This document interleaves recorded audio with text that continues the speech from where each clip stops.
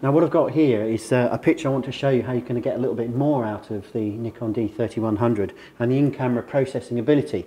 Basically you can process a picture from within the camera using just the menu system and then avoiding taking the pictures and putting them onto your computer and messing around in something like Photoshop. It can all be done in here. So I'm going to take a picture of this fairy bottle. What I'll do is I'm going to come about halfway up and actually get the reflection in the draining board itself.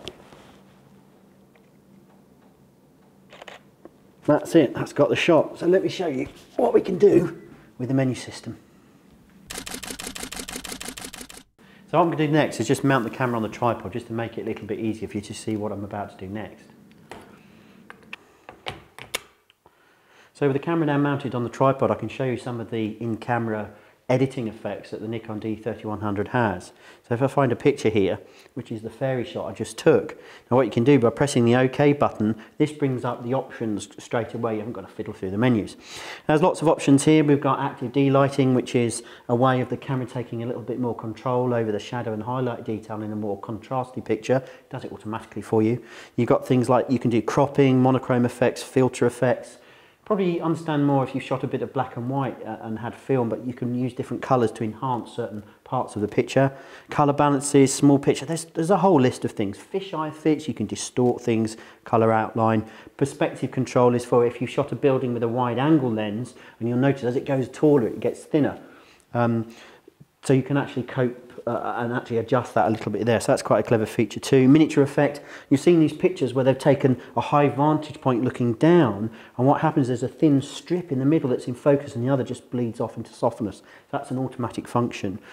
Before and after, so you can see bits and pieces there. Now there's a couple of things I want to show you. This is the monochrome. And going into clicking right into monochrome, you've got three options here. And you've got black and white, sepia and cyanotype. Now the one that I thought worked best was cyanotype here, so click down, go OK, and it gives us some options, and I can do darker and lighter by just clicking up and down. You should be able to see those effects there, but I quite like the standard, so I click OK and it processes the picture. Now the thing to remember is that picture is a new image. It's what's called non-destructive editing, so it leaves the picture that you took in the first place and creates another one at the end. Now another effect, some people might find it a bit cheesy, but let me just find the picture here, is it works better on a Spoon's picture I've got. Now I click on OK again to go into the menu, and I go into what's called cross screen, which in actual fact isn't representative, or certainly from my point of view didn't think it was representative of the effect itself, but it puts little starbursts actually all over the highlights of the picture. So you need an image that's got some decent highlights for it to do, and what I've done is just put everything at complete maximum, so there's 8 stars in there, there's lots of starburst, maximum angle, and all I do again exactly the same as the other one, click on save, and it creates a whole new image, and you should be able to pick up all these little starbursts. Yay, it's cheesy, but it's great fun just to have a little play and find out what new creative abilities the camera can give you. Now, one other thing that's interesting here is Nikon's very, very clever way to actually show you the representation of the aperture. Now, if I put this into aperture priority mode, you can see there, if I change that dial, a representation of this top control dial actually comes up on the back of the screen. And you can see I'm flicking it around there. Now what I'm going to do is show you how it represents aperture. You can see this graphic here. Now what I do is if I change the aperture and go and make the larger the number, the smaller the aperture, remember. If I'm going down now, and can you see as the number goes up, the representation, this little graphic changes and shows you a smaller and smaller hole. So if I go all the way to the maximum of this particular lens, f32, you can see the hole is very, very small.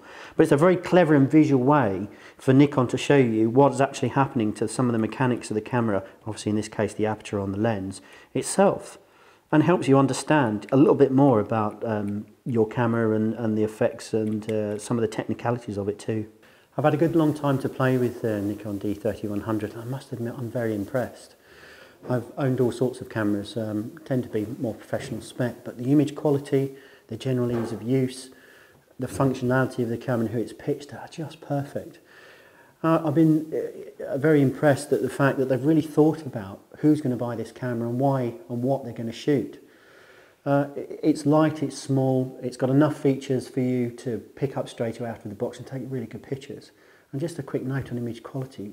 I mean, we had some stuff in the magazine a few months ago and it's absolutely beautiful. And you'd be very surprised how good quality the images you can actually get from the camera. So very, very impressed. And I'd even go as far to say that this is probably for the marketplace itself, for a camera that costs around about £430, £440 online with the standard 18 to 55 lens with VR. I think it's the best in its class.